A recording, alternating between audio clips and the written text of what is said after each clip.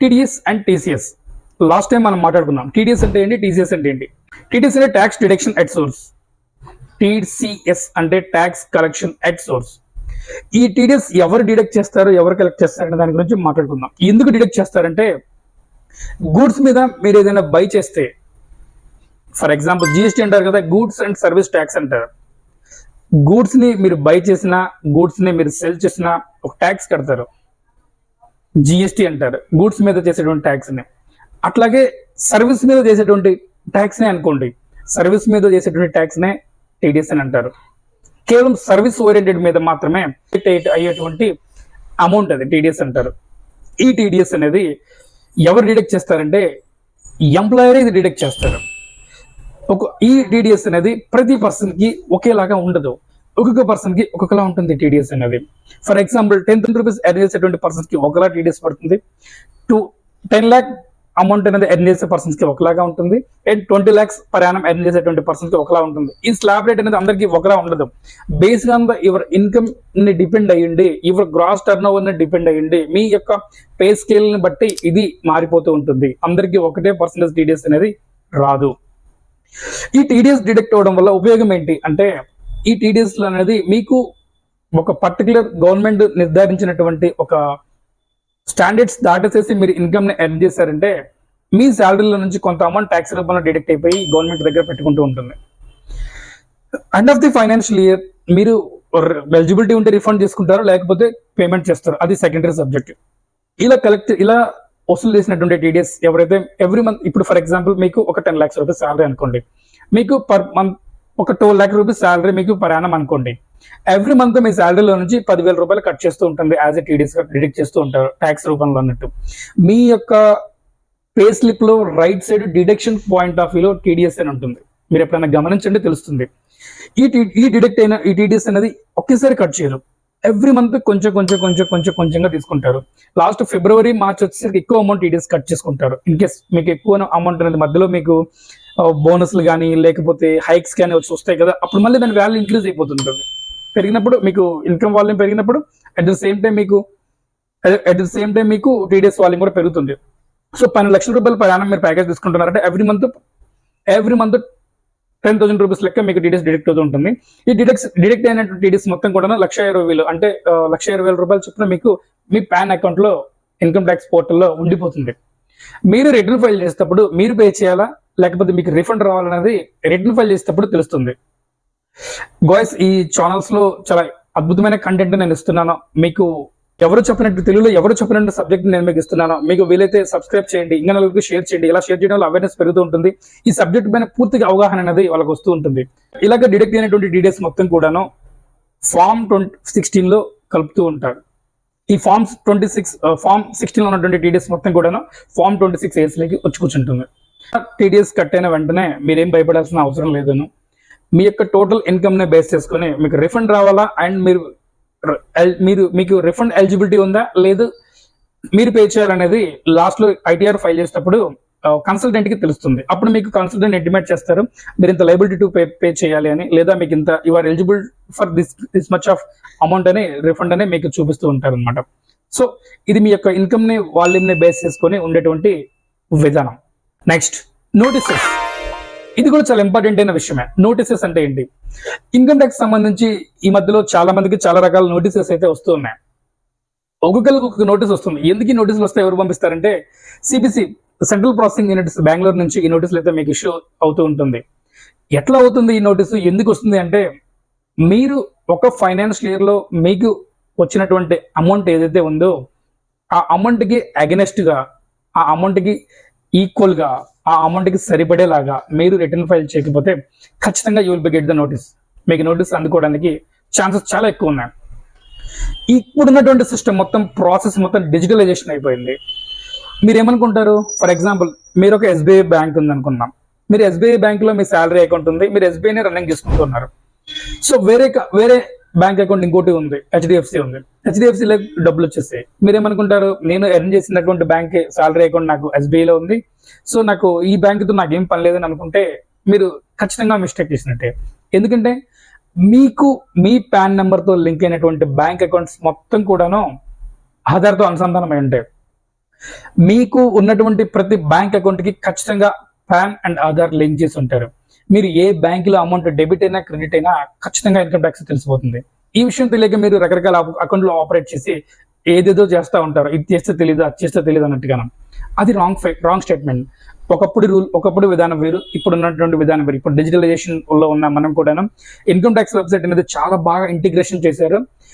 As ఇచ్చారు, annual statement అనమాట, annual information statement అంటారు. ఇది కంప్లీట్ గా మీ అకౌంట్ లో మీరు జిఎస్టీ పర్చేజ్ చేసినా, మీరు సేల్స్ చేసినా సరే, మీరు ఏదైనా మ్యూచువల్ ఫండ్స్ లో ఇన్వెస్ట్మెంట్ చేసినా, వాటిని డైలీ ట్రేడింగ్ చేసి సేల్ చేసినా సరే, అండ్ మీ అకౌంట్ లోకి వేరే రకం నుంచి ఫండ్స్ వచ్చినా, మీరు క్రెడిట్ కార్డ్ యూటిలైజేషన్ చేసినా సరే, లేదా పేమెంట్ చేసినా సరే, ప్రతిదీ ట్రాన్సాక్షన్ రూపంలో తెలిసిపోతూ ఉంటుంది. మీరు ఎస్కేప్ అవ్వడానికి ఛాన్సే లేదు. 2000% మీరు దొరికిపోతారు.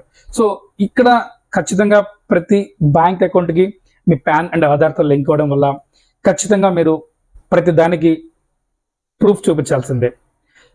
ఏ కైండ్ ఆఫ్ సోర్స్లో నీకు ఇన్కమ్ వచ్చింది, ఏ కైండ్ ఆఫ్ సోర్స్లో నువ్వు ఏ పేమెంట్ చేసావు అనేది ఖచ్చితంగా ఎవ్రీ ఫైనాన్స్ ఇయర్ మీరు రిటర్న్ ఫైల్ చేయాల్సిందే. దానికి అగెనెస్ట్ గా చేయకపోవడం వల్ల మీకు నోటీసెస్ వస్తాయి. ఈ నోటీసులో చాలా చాలా రకాల నోటీసులు ఉంటాయి. కొన్ని కాంప్లికేటెడ్ గా ఉండే నోటీసెస్ వస్తాయి, కొన్ని సింపుల్ గా పోయే నోటీసెస్ వస్తాయి.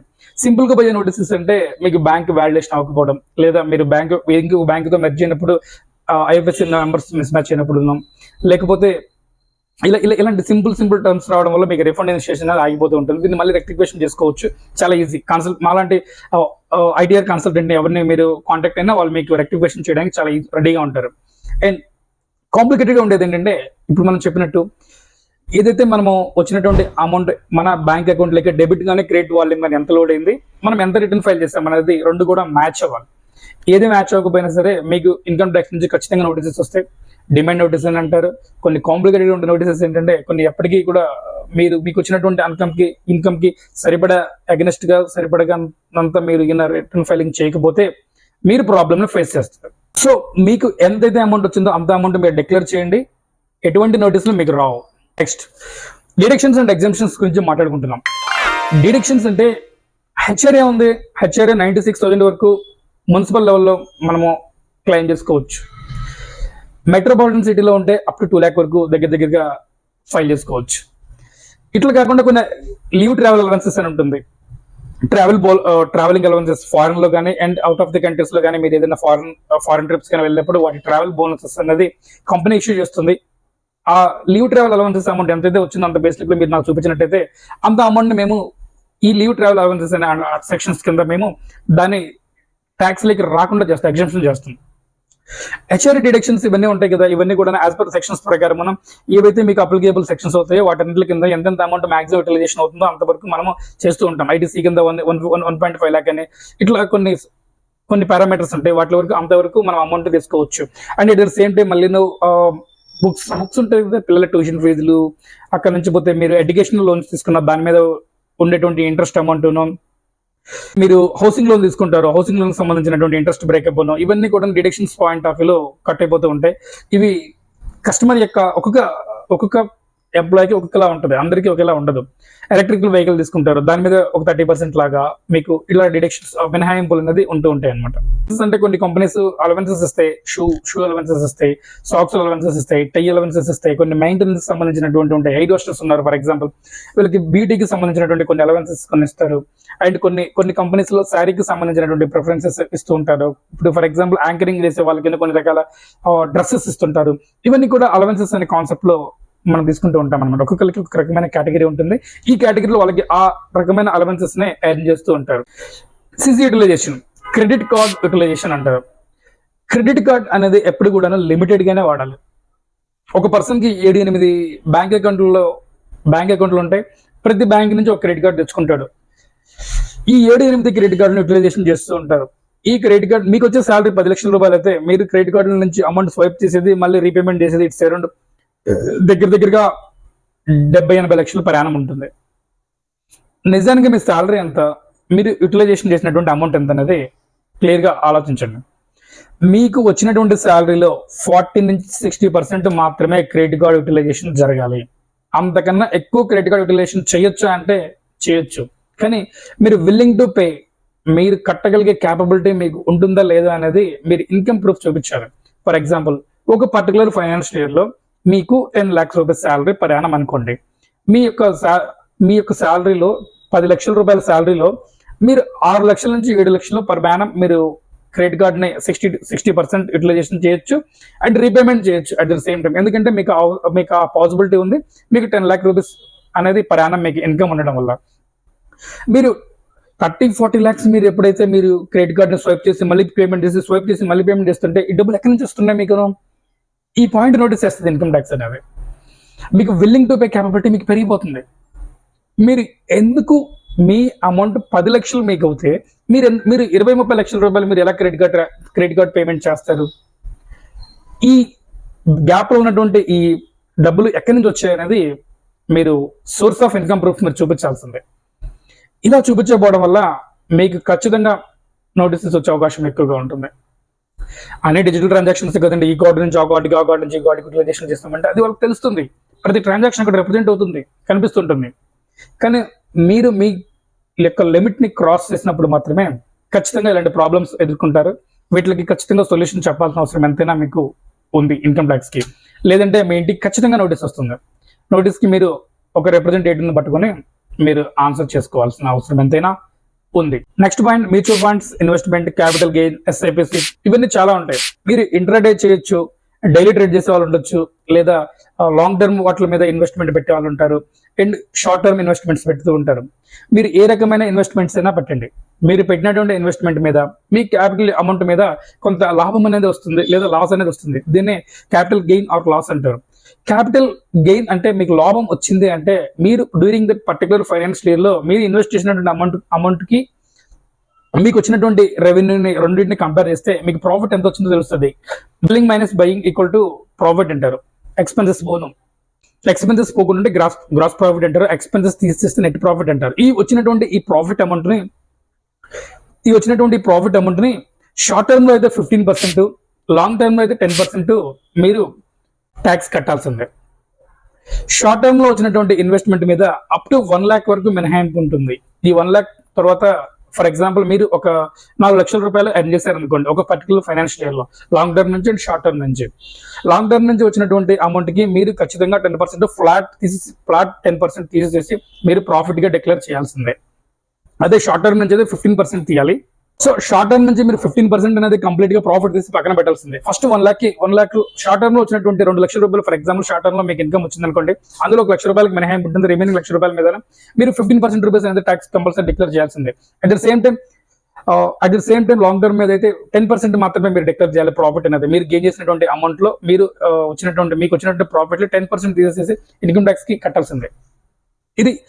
ఇది కంప్లీట్ గా దానికి సంబంధించిన ఓవరాల్ వ్యూ. మీరు ఎందులోనే ఇన్వెస్ట్ చేయండి, మీరు ఏ రకమైన వాటిలోనే మీరు ఇన్వెస్ట్ చేయండి. అండ్ మీరు మ్యూచువల్ ఫండ్స్ తీసుకోండి, ఎస్ఐపిసి పెట్టండి, అక్కడి నుంచి పోతే లాంగ్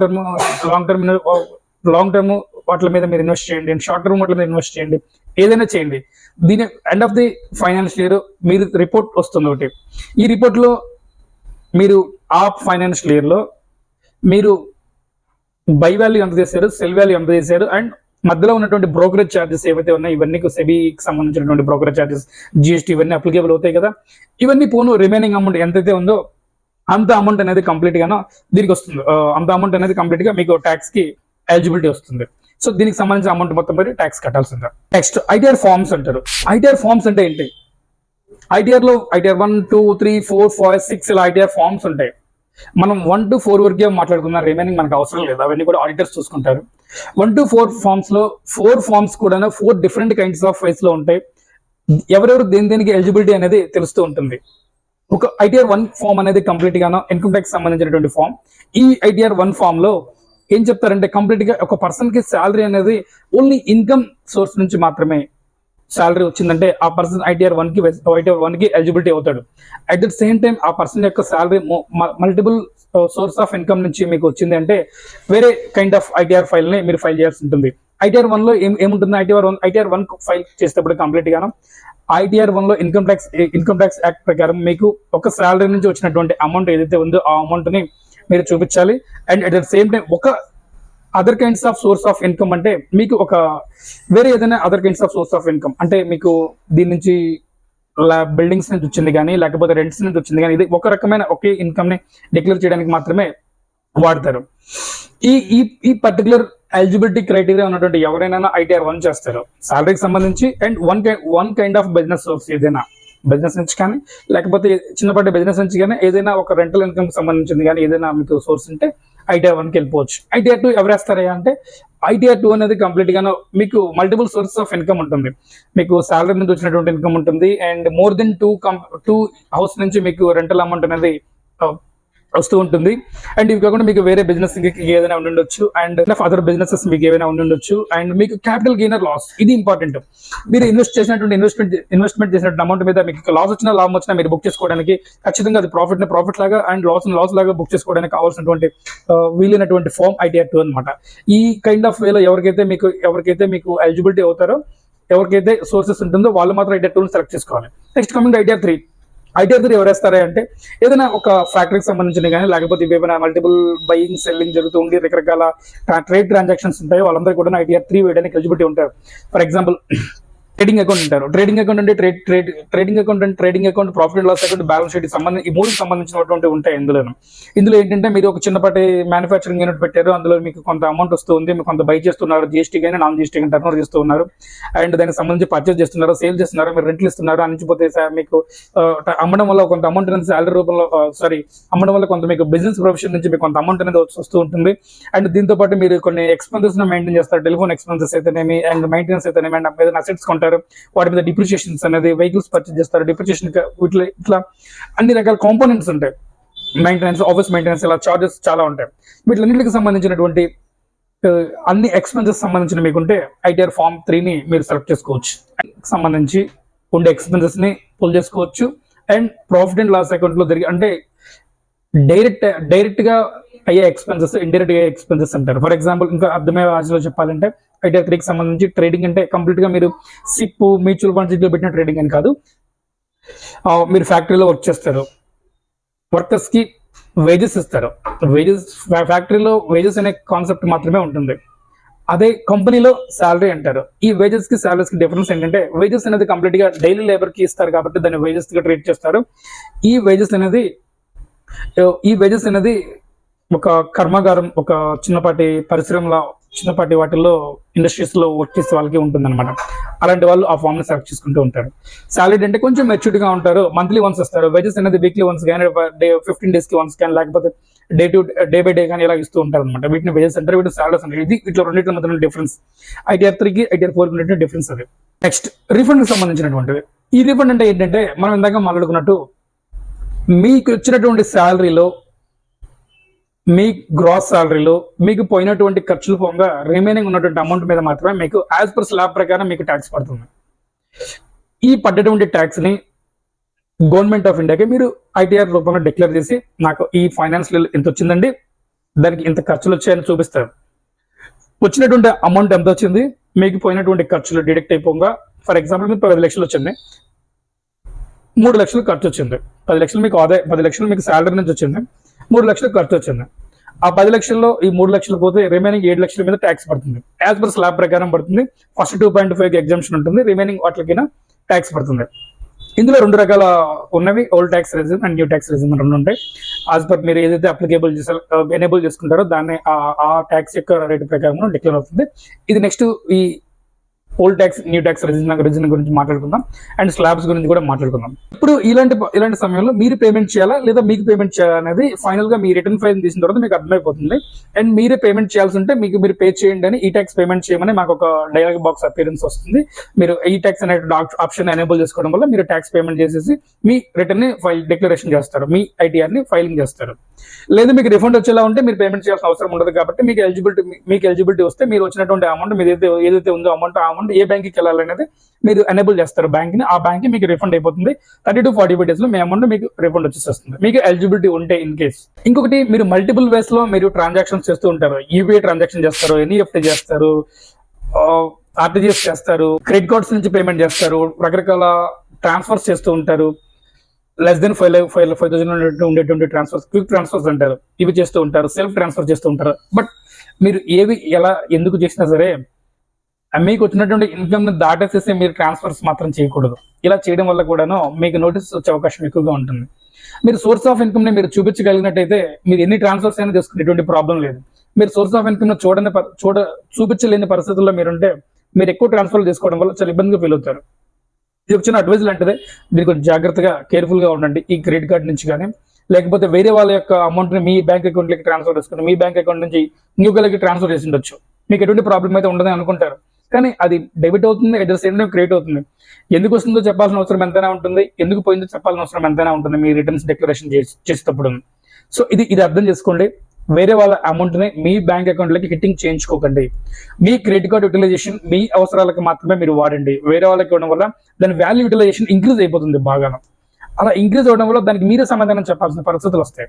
సో అలాంటి సిచ్యువేషన్స్ ని తీసుకొచ్చుకొని కాంప్లికేటెడ్ ఇష్యూస్ ని క్రియేట్ చేసుకొని నోటీసెస్ తెచ్చుకోకండి. ఇలా తెచ్చుకోవడం వన్స్ ఒకసారి నోటీస్ వచ్చిన తర్వాత మీరు హిట్ లిస్ట్ లోకి వెళ్తారు. మళ్ళీ మీరు ఏ డిక్లరేషన్ చేస్తూ ఉన్నా సరే ఏమవుతూ ఉంటుందంటే మీ మీద ఒక టెఫ్ లాంటిది ఉంటుంది, ఒక నిఘా నేత్రం ఇలా చూస్తూ ఉన్నట్టుగా ఉంటుంది. ఇలాంటి పనులు మీరు చేయడం వల్ల నోటీస్ ని ఎక్కువగా తెచ్చుకున్నటువంటి ఛాన్సెస్ ఉంటుంది. ఇలా మీ అవసరానికి మాత్రమే మీ క్రెడిట్ కార్డు వాడుకోండి. మీ అవసరానికి మాత్రమే మీ బ్యాంక్ ట్రాన్స్ఫర్ చేసుకోండి. వీలైనంత వరకు డిజిటల్ ట్రాన్సాక్షన్ చేయండి. 90 to 95% డిజిటల్ ట్రాన్సాక్షన్ చేయండి.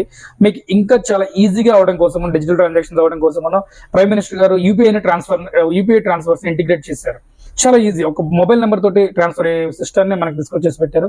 ఇది చాలా అద్భుతంగా ఉంటుంది. సో ఈ లిమిట్స్ ని మీరు క్రాస్ చేయనంత వరకు your in safe hand. Due dates అనే పాయింట్ గురించి మాట్లాడుతున్నాం. డ్యూ డేట్స్ అంటే ఏంటంటే జనరల్ గా ఐటీఆర్ ఫైల్ చేయడానికి డ్యూ డేట్స్ అనేది 31st July is the every financial year. ఇప్పుడు మనం 23-24 ఫైనాన్షియల్ ఇయర్ కి సంబంధించి 24లో July 31st is the last date. ఈ డ్యూ డేట్ లోపల మీరు ఇన్కమ్ ట్యాక్స్ డిక్లరేషన్ చేయడం వల్ల ఎటువంటి ఛార్జెస్ పడదు. అంతవరకు టైం ఇచ్చారు. లాస్ట్ టైం కోవిడ్ లో ఇంకా ఇంక్రీజ్ చేశారు. సో ఈసారి చేస్తున్నారని గ్యారంటీ లేదు. 31st July is the last date. ఒకవేళ ఎక్స్టెన్షన్ చేస్తే దాని గురించి మళ్ళీ ఇంకొక సెషన్ లో మాట్లాడుకుందాం. ఎక్స్టెన్షన్ చేయొచ్చు, చేయకపోవచ్చు, ఇది వాళ్ళ ఇష్టం. 31st July లోపల మీరు రిటర్న్ ఫైలింగ్ చేశారంటే మీరు late fee and penalty charges నుంచి స్కిప్ అయ్యే అవకాశం ఎంతైనా ఉంటుంది. సో ఇందులో tax cases and non tax cases అని ఉంటాయి. ఐటీఆర్ అనేది కంప్లీట్ గా ఐటీఆర్ 1, 2, 3, 4 అనేది ట్యాక్స్ కేసెస్ కాదండి. ఇవి నాన్ ట్యాక్స్ కేసెస్ కింద ఉంటుంది. ఫైల్ చేయొచ్చు, కన్సల్టెంట్స్ ఎవరైనా ఫైల్ చేస్తారు. అండ్ ట్యాక్స్ ఆడిట్ జరిగేటువంటి కొన్ని ఉంటాయి. కంపెనీకి సంబంధించిన కానీ కొన్ని జిఎస్టీతో లింక్ అయినటువంటి కొన్ని కానీ మోర్ దెన్ 1.5 crores ఎక్సీడ్ అయినటువంటి బిజినెసెస్ కొన్ని ఉంటాయి. ఇవన్నీ కూడా ట్యాక్స్ ఆడిట్ చేయించుకుంటూ ఉంటారు. వాటికి బుక్స్ ఆఫ్ అకౌంట్స్ మెయింటైన్ చేస్తూ ఉంటారు. కాబట్టి ఖచ్చితంగా వాళ్ళకి ఇంకొంచెం డ్యూ డేట్ అనేది 31st December వరకు అవకాశం ఉంటుంది అనమాట. అప్పటి వరకు ఆ లోపల వీళ్ళు సబ్మిట్ చేయాల్సిన అవసరం ఉంటుంది. ఎందుకంటే వీళ్ళకి ఎక్కువ డాక్యుమెంటేషన్ ప్రొసీజర్ ఉంటుంది. అండ్ ఇన్కమ్ ట్యాక్స్ సంబంధించింది అండ్ టీడీఎస్లు ఇవన్నీ కూడా చక్కగా చూసుకోవాలి. ఆడిటింగ్ పాయింట్ ఆఫ్ వ్యూలో కూడా ఆడిటింగ్ చేయించుకోవాలి. అండ్ ఒక బ్యాలెన్స్ షీట్ ప్రాఫిట్ లాస్ ఒకటి వస్తుంది. వీటిలన్నింటిలో బేస్ చేసుకుని దీనికి సంబంధించిన ఎవిడెన్స్ డాక్యుమెంటేషన్ ప్రొడ్యూస్ చేసుకుని మొత్తం మీద ఒక ఆడిటర్ సమక్షంలో జరుగుతూ ఉంటుంది. కాబట్టి ఇది మనకు అవసరం లేదు. మనం కంప్లీట్ ఐటీఆర్ గురించి మాత్రమే మనం మాట్లాడుకుందాం, non tax. So hope guys మీకు అర్థమైందని అనుకుంటున్నాను. ఇందులో ఏదైనా డౌట్స్ ఉంటే మీరు ఖచ్చితంగా నాకు కామెంట్ చేయండి. ప్రతి కామెంట్కి నేను మీకు ఆన్సర్ చేస్తూ ఉంటాను.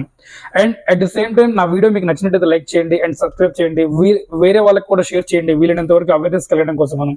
ఇన్కమ్ ట్యాక్స్ అంటే అందరూ కూడా చాలా భయపడుతూ ఉంటారు. డిఫరెంట్ గా ఈ రకరకాల భయాలతో ఉంటారు. వీటిలన్నింటికి చెక్ పెట్టడానికి ఒక సింగిల్ వీడియో లాంటిది అన్నట్టు చెప్పేసేయండి. ఈ వీడియోలో ఎటువంటి భయపడాల్సిన అవసరం లేదు. చాలా క్లియర్ గా నేను ప్రతి ఇన్ఫర్మేషన్ కూడా నేను పాస్ చేశాను మీకు. తెలుగులో చాలా అద్భుతంగా ఇలాంటి సబ్జెక్ట్ ని చెప్పినటువంటి పర్సన్స్ చాలా లిమిటెడ్ గా ఉన్నారు. సో అందులో నేను కూడా ఒకరిని. వీలైనంత ఎక్కువ మందికి ఈ వీడియోని షేర్ చేయండి. షేర్ చేయడం వల్ల నాకు వచ్చే అడ్వాంటేజ్ కంటే కూడా మీకు వచ్చేటువంటి అడ్వాంటేజ్ ఎక్కువగా ఉంటుంది. ఎందుకంటే అన్వాంటెడ్ వీడియోస్ షేర్ చేయడం కంటే కూడా ఇలాంటి కంటెంట్ ఉన్నటువంటి వీడియోలను మీరు పోస్ట్ చేయడం వల్ల ఎక్కువ అవేర్నెస్ అనేది వస్తూ ఉంటుంది. ఎవరి మీద మీరు డిపెండ్ అవ్వాల్సిన అవసరం అయితే ఉండదు. ఎవరైనా క్వశ్చన్ అడిగినా సరే మీకు ఆన్సర్ చెప్పడానికి చాలా ఈజీగా ఉంటుంది. నెక్స్ట్ కమింగ్ అప్ సెషన్స్ లో ఇంకా మనం చాలా మాట్లాడుకుందాం. అండ్ పే స్లిప్స్ ఎలా ఉంటాయి, పే స్లిప్స్ సంబంధించినటువంటి డీటెయిల్స్ ఎలా ఉంటుంది అనే దాని గురించి కూడా చూద్దాం. అండ్ ఇన్కమ్ ట్యాక్స్ స్లాబ్స్ అనే దాని గురించి మనము ఇన్కమ్ ట్యాక్స్ స్లాబ్స్ గురించి మాట్లాడుకుందాం. ఏ స్లాబ్స్ కింద ఎంత పడుతుంది అండ్ న్యూ ట్యాక్స్ రెజినా కింద ఎంత ఉంటుంది, ఓల్డ్ ట్యాక్స్ రెజినా కింద ఎంత ఉంటుంది అనేది మాట్లాడుకుందాం. అండ్ ఐటీఆర్ ఫైలింగ్ చేసేటప్పుడు కొన్ని మేజర్ టాప్ మోస్ట్ మిస్టేక్స్ కొన్ని ఉంటాయి. ఈ మిస్టేక్స్ గురించి కూడా మనం మాట్లాడుకుందాం. ఎవరు చేస్తారు, ఎలా చేస్తారు అనే దాని గురించి కూడా మాట్లాడుకుందాం. అండ్ ఇంకొక పాయింట్ ఏంటంటే మీకు ఐటీఆర్ కన్సల్టేషన్ సర్వీసెస్ కావాలంటే ఖచ్చితంగా ఈ డిస్క్రిప్షన్ లో ఉన్నటువంటి నెంబర్కి మీరు కాల్ చేయడం వల్ల మీకు మీ ఐటీఆర్ ని ఫైల్ చేయడం జరుగుతూ ఉంటుంది. మీరు జస్ట్ వాట్సాప్ టెక్స్ట్ లో మీ ఫామ్ 16 పంపించండి. మీరు ఫామ్ 16 పంపించడం వల్ల మీ ఇన్కమ్ ట్యాక్స్ రిటర్న్స్ ని ఫైల్ చేస్తారు మా కన్సల్టెంట్స్. వీలైనంత తక్కువ ఛార్జెస్ తో వీళ్ళు చేస్తారు, ఎటువంటి డిఫెక్ట్స్ లేకుండా. అండ్ వీళ్ళు రెస్పాన్సిబుల్ గా కూడా ఉంటారు. మీకు వచ్చినటువంటి ప్రతి ప్రాబ్లమ్ కి వీళ్ళు సొల్యూషన్ అయితే చెప్తారు. ఖచ్చితంగా మీరు కాల్ చేసి ఈ రోజు బుక్ చేసుకోండి. ఈ ఐటీఆర్ ఫైలింగ్ బుక్ చేసుకోవడం వల్ల మీకు అడ్వాంటేజెస్ అనేది అప్ టు 1 year వరకు అవకాశం ఉంటుంది. మీకు ఈ 1 year లో మీకు రిఫండ్ కి సంబంధించినటువంటిది కానీ, పేమెంట్ కి సంబంధించినటువంటి వ్యవహారాలు కానీ, అండ్ మీకు ట్రాన్స్పరెంట్ గా వీళ్ళు సర్వీస్ ఇస్తారు. అట్ ద సేమ్ టైం మీకు ఇంకొక మాట కూడా చెప్పాలి అంటే అన్ని కూడా డిజిటల్ ట్రాన్సాక్షన్స్ చేయించుకుంటారు. అండ్ మార్కెట్ లో కంటే కూడా తక్కువ రేటుగా మీ ఐటీఆర్ ఫైల్ చేస్తారు. అండ్ మీకు వచ్చినటువంటి డిమాండ్ నోటీస్ కూడా ఏమైనా ఉంటే మీరు క్లియరెన్స్ చేస్తారు. అన్ని రకాల financial and income tax and audit కి సంబంధించిన సర్వీసెస్ వీళ్ళు ఇస్తూ ఉంటారు. ఇప్పుడే ఈ నెంబర్ కి కాల్ చేసి లేదా వాట్సాప్ టెక్స్ట్ పెట్టేసి మీ ఫామ్ 16 పెట్టండి. వీళ్ళు వెంటనే మీ రిటర్న్ ఫైల్ చేసేసి మాక్సిమం 3 to 4 hours లో మీకు రిటర్న్ ఫైల్ సబ్మిషన్ కంప్లీట్ అయిపోయిన వెంటనే మీకు అక్నాలజ్మెంట్ కాపీ కూడా షేర్ చేస్తారు. Thank you. మీకు ఈ వీడియో నచ్చినట్లయితే సబ్స్క్రైబ్ చేయండి అండ్ షేర్ చేయండి, లైక్ చేయండి. మరికొంతమందికి షేర్ చేయడం వల్ల అవేర్నెస్ కలుగుతూ ఉంటుంది. వాళ్ళకి కూడా సబ్జెక్ట్ మీద అవగాహన అనేది ఎక్కువగా ఉంటుందని అనుకుంటున్నాను. Thank you.